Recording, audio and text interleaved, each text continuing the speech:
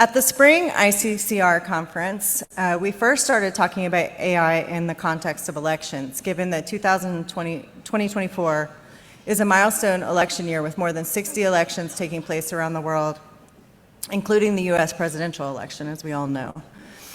And there was a lot of forecasting or prophesying about how devastating Gen AI could be to elections all around the world. Unfortunately, I guess we can report that though we've seen some not so scrupulous uses of generative AI in campaigns around the world, including here, to date, no election seems to have been decided by AI.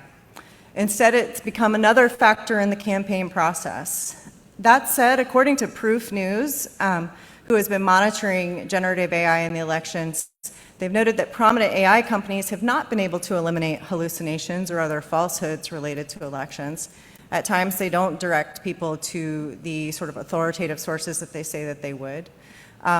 That being said, Meta and Google are, at this point, I think only pretty recently, successfully redirecting election-related queries to more authoritative sites. But the potential to pervert election processes still remains. Today, I want to draw on some of the ideas of Professor Jude Brown, who is a political scientist who delivered this year's Turing Lecture at King's College, Cambridge, who sort of outlines that one of the biggest threats to democracy from AI comes from the consolidation of both economic power and the co-optation of knowledge production, which is essential, as we all know, to decision-making. Brown uses the Hannah Arendt's concept of thoughtlessness to describe what she sees as a result of the impact of AI. And by thoughtlessness, Hannah Arendt wrote, the heedless recklessness or hopeless confusion or complacent repetition of truths which have become trivial and empty. In my opinion, regulation kills innovation might be such a truth. And probably the more consequential problem is that half a dozen companies on the planet are largely unregulated, control the major building blocks of AI and a lot of the sort of subservient technologies. It's being integrated in everywhere and into everything. They're deciding when to release it, these companies, where it will be integrated, and it's not clear if we'll be able to opt out. In fact, I don't think it's meant for us to be able to opt out.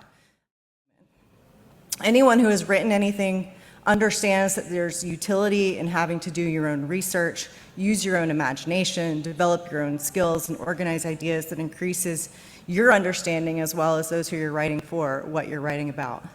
So we need to think about, what do we lose when we don't have to puzzle it out for ourselves? Is the speed or efficiency that we're supposed to gain, yet another one of these truths, worthwhile? What biases are replicated, and how will we know what we know?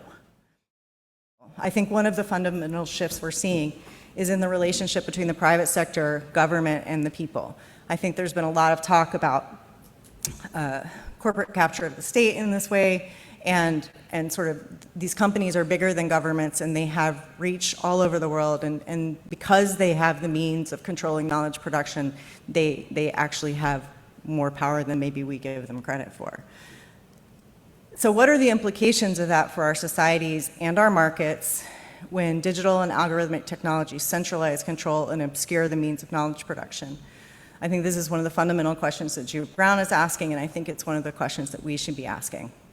I think we also might want to consider, especially in light of the session on venture capital yesterday, which I found fascinating, whether we need to reevaluate the fundamental power dynamics between democracy and capitalism in an AI age. And I know that sounds like an impossible task, so much so that I even feel sort of silly for saying it out loud. But I hope that maybe you can take that notion into the future, keep it in the back of your thoughts, including as you listen to how my colleagues are approaching the challenges they see from different perspectives.